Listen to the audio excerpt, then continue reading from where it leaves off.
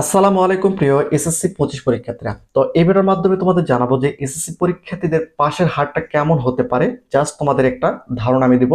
তো ভিডিওটি খুবই গুরুত্বপূর্ণ, তোমরা প্রত্যেকটা কথা অবশ্যই মনোযোগ সহকারে শুনবে, কারণ পাশের হারের উপর তোমাদের পাশ ফেলটা কিন্তু আসতেছে।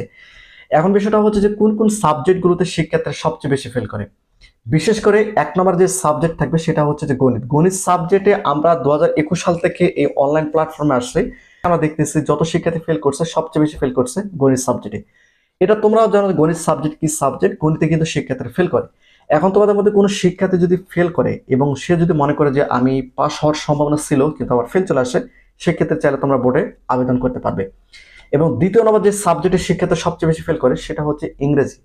ইংরেজি সাবজেক্টও কিন্তু শিক্ষার্থীরা সবচেয়ে বেশি ফেল করে থাকে, আমরা বিগত সালে দেখছি ইংরেজি সাবজেক্টও বেশি ফেল করে থাকে।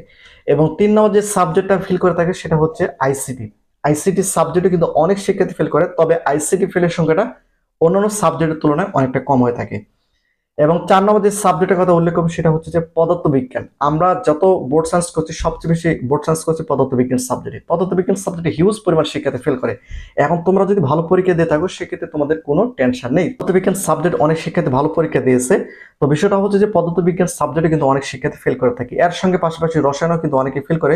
প্রত্যেকটা সাবজেক্টে শিক্ষার্থীরা ফেল করে, কেউ না কেউ কোনো না কোনো সাবজেক্টে ফেল করে, কিন্তু বিশেষ করে এই কয়েকটা সাবজেক্টে শিক্ষার্থীরা কিন্তু সবচেয়ে বেশি ফেল করে।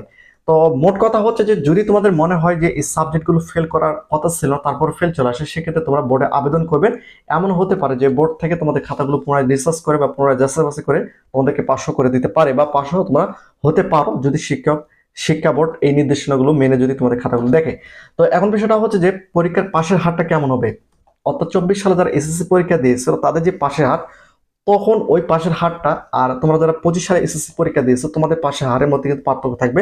কারণ ওই কালে যে সরকার ছিল সে কিন্তু পাশের হারটা বৃদ্ধি করার চেষ্টা করছিল, কিন্তু নতুন সরকার নতুনভাবে তোমাদের এসএসসি পরীক্ষা অনুষ্ঠিত হচ্ছে, তোমাদের প্রশ্নের প্যাটার্নের মধ্যে অনেক পার্থক্য আসছে।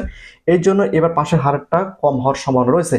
যদি পাশের হার কম হয় সেক্ষেত্রে কিন্তু ফেলের সংখ্যা বাড়তেছে, আর যদি পাশের হার বেশি হয় তাহলে কিন্তু ফেলের সংখ্যা কমতেছে। তবে জাস্ট এটা আমার একটা ধারণা, আমি তোমাদের বললাম।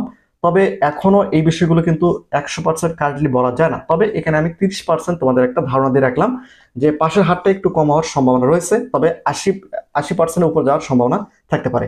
তো এটা হচ্ছে সর্বশেষ আপডেট। যদি ভিডিওটি ভালো লাগে থাকে অবশ্যই ভিডিওতে লাইক এবং চ্যানেলটিকে সাবস্ক্রাইব করে রাখো।